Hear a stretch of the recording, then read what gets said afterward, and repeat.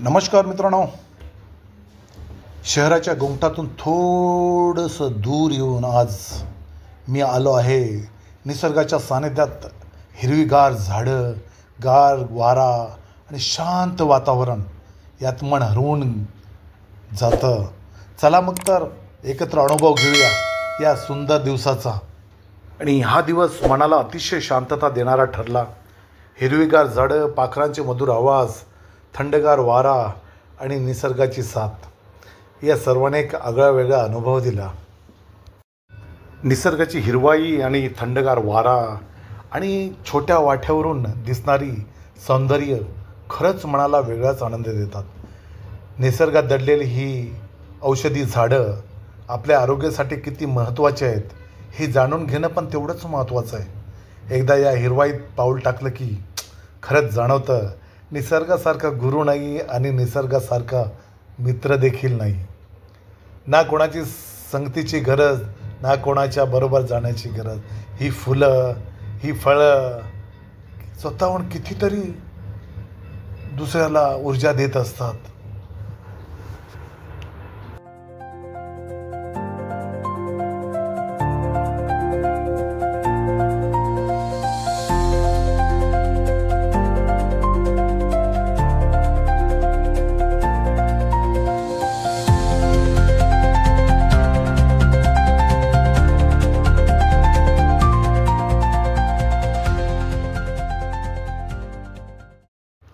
आणि या वाटेवरून फिरत असताना तुम्हाला बरेच औषधाचे वनस्पती देखील तुम्हाला दिसतील.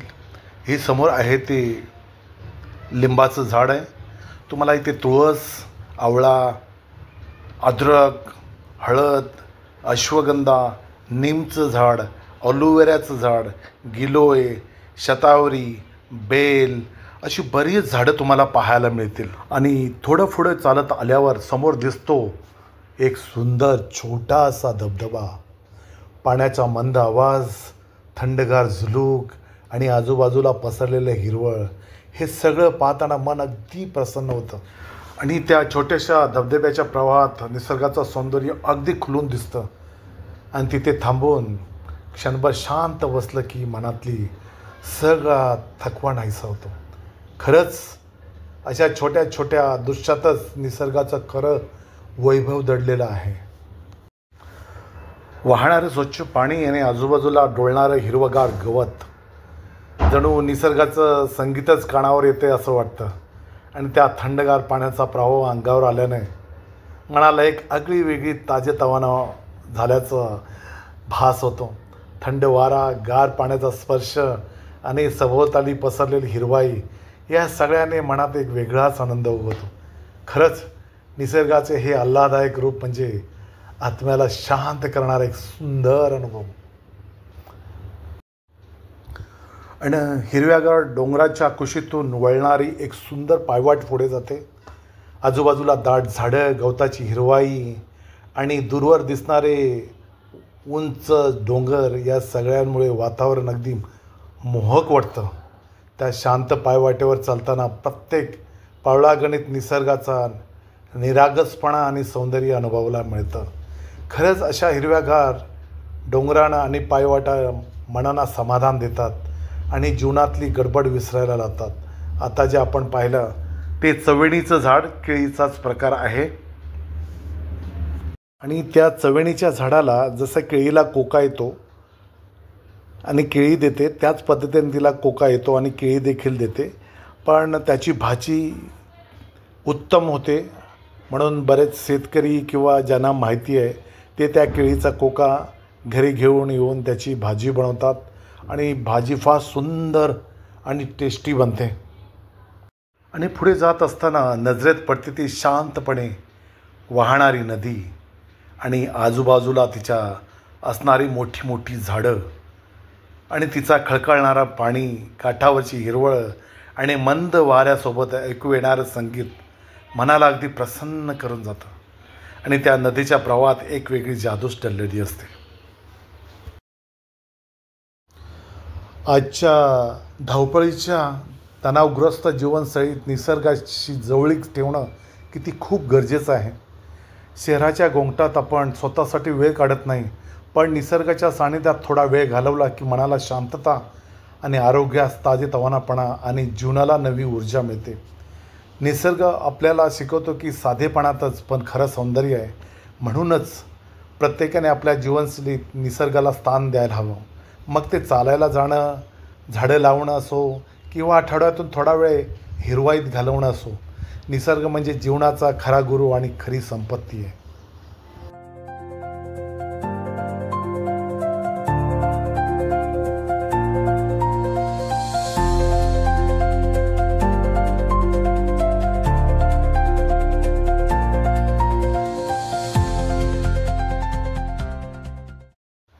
आणि पावसाच्या थेंबाने भिजलेली गवताची पाती, झाडांची हिरवाई आणि उमललेली फुलं आपल्याला एक खास संदेश देतात की गवत शिकवतं की कितीही वादळं आली, किती थेंब कोसळले तरी डौलाने पुन्हा उभं राहायचं. झाडं सांगतात की सावली देणं, इतरांना आधार देणं हेच खरं जीवनाचं सौंदर्य आहे. फुलं शिकवतात की जीवन कितीही क्षणभंगूर असलं तरी उमलून इतरांच्या चेहऱ्यावर हसू फुलवायचं. खरं तर पावसात भिजलेलं गवत, झाडं आणि फुलं आपल्याला सांगतात की जीवनात कितीही अडचणी आल्या तरी निसर्गासारखं ताजे, हिरवं आणि हसतमुखत राहावं. आणि हाच निसर्ग लोकांना संदेश देत असतो की सहनशीलता म्हणजेच झाडं उभी राहतात उन्हात, पावसात, वादळातही, पण कधी तक्रार करत नाहीत. गवत असो वा फुलं, ती कधी अहंकार करत नाहीत, पण जगाला हिरवाई व सौंदर्य देतात. नद्या, झाडं, जमीन सगळं काही निस्वार्थपणे देतात, परत काहीच अपेक्षा ठेवत नाहीत. निसर्गात सगळं एकत्र आहे. आकाश, पाणी, झाडं, पक्षी, कुणी मोठं कुणी लहान नाही. निसर्गातला प्रत्येक घटक आपापल्या ठिकाणी राहून जगाला सुंदर बनवत असतं. आणि हे हिरवेगार डोंगर, खळखळणारी नदी, पावसाने न्हालेलं गवत, फुलांचा सुगंध, खरं तरी आपलं खरं नशीबच म्हणावं लागेल की शहरात राहून देखील आपल्याला याचं दर्शन आपल्याला घडतंय. ही एक फार मोठी आनंदाची गोष्ट. ही चवेणीची झाडं, हे उंच उंच गवत किती डोळ्यांना शांत करतंय. आणि ही छोटीशी पायवाट, त्या दिवशी त्या पायवाटातून जाताना तो मिळणारा आनंद, हा हा हा हा. आणि समोर ते टेकडी, हिरवगार झाडं आहेत आणि हिरवे हिरवे गवताची झुडपं पाहून मन किती आनंदी होते. आणि आपण सगळे शहराच्या दगदगीत इतकी गुंतलो आहे की स्वतःसाठी व निसर्गासाठी वेळ काढायला विसरतोय. पण एकदा का निसर्गाच्या सानिध्यात गेलो की अनुभव सांगणं फार कठीण, ते फील करायचं असतं. तुम्ही देखील नक्की वेळ काढून निसर्गाच्या सानिध्यात या. हिरवीगार झाडं, थंड वारा, पाखरांचे आवाज आणि शांत वातावरण यात वेळ घालवताना मनाला अगदी वेगळाच आनंद मिळतो. असं वाटतं जणू थकलेलं मन पुन्हा नव्याने उमळतंय, शरीरात नवीन ऊर्जा भरली जाते आणि आत्म्याला खरी शांतता लाभते. मग तुम्ही देखील याल ना निसर्गाच्या सानिध्यात. आणि या निसर्गातून जात असताना तोंडाचं गुणगुणणं हे न थांबणार असतं. म्हणून हिरवाईतला तो क्षण जपला, मनात आनंद नवा उजळला. घरी परतताना एकच विचार, हा अनुभव पुन्हा पुन्हा घ्यावा. आणि निसर्गातून परतताना मनात सर्वात जास्त जाणवणारी गोष्ट म्हणजे समाधान आणि आनंद. डोंगर, पायवाटा, हिरवाई, धबधबे, पाखरांचे आवाज हे सगळं डोळ्यात साठवून घरी जाताना असं वाटतं की आज आयुष्यात काहीतरी खरंच मौल्यवान अनुभवलं आहे. त्या क्षणी शहराचा गोंगाट, दगदग, ताण सगळं मागे पडतं आणि मनात उरते फक्त निसर्गाने दिलेली ताजगी व आनंदाची ऊब.